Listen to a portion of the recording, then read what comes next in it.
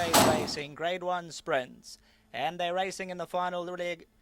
Gestel Grande almost came down as the starter said go, seemed to peck and take an awkward stride there. Gestel Grande's a long way out in the early stages.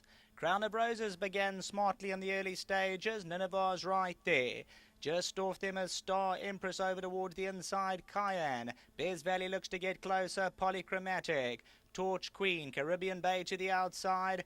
Gestel Grande's towards the extreme inside. A wall of horses in front of her. Range Lights, Massachusetts, also got about 5-6 lengths to make up. Crown of Roses in front, just running a bit green, coming to the final 400. Nineveh looks to come forward, Polychromatic. On the outside, Cayenne's got about a length and a half to make up. Crown of Roses still running quite green at the 250, but she's the one to get a hold of. Cayenne towards the outside. Caribbean Bay, Nineveh all looking to run on late on. Crown of Roses continues to go over the last 150 from Nineveh. Range Lights is getting into it very late on towards the outside, Massachusetts. But Crown of Roses, the bird has flown. Crown of Roses wins it. Range Lights comes out second. Nineveh Phonetic, and then came Cayenne behind these. And Gestel Grande was pulled out the contest.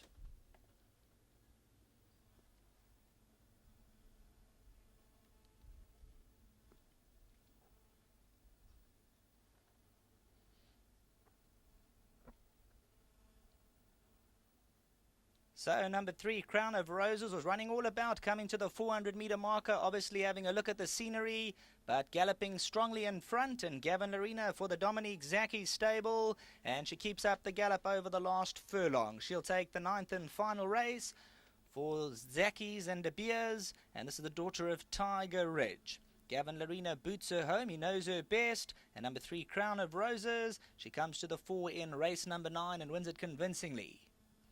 Second position, Range Lights doing her best work late. Nineveh's up the inside for the trifectas, and then came Phonetic. Cayenne behind these, Caribbean Bay, Caribbean Dream, Massachusetts, Polychromatic, Umoyana. Bez Valley behind these runners, Star Empress, and further back Torch Queen. Then came Puller. Coming to the final 300, Gestel Grande was pulled out the contest the last 300 meters, but it's all Crown of Roses going very strongly in front. Gets towards the inside running rail. Look at Range Lights running on nicely for that second position. Nineveh's up the inside, and Phonetic's also making some late progress, but the 9th and final race belongs to the Dominique Zaki stable, number 3, Crown of Roses, as we hand you back to the studio, race number 9.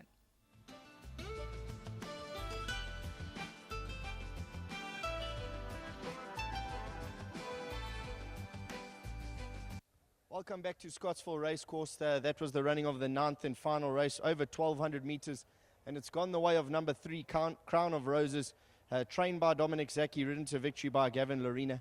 Gavin, you had a nice draw, you were out at the speed, and nothing looked like challenging you. Yeah, she won a very good race.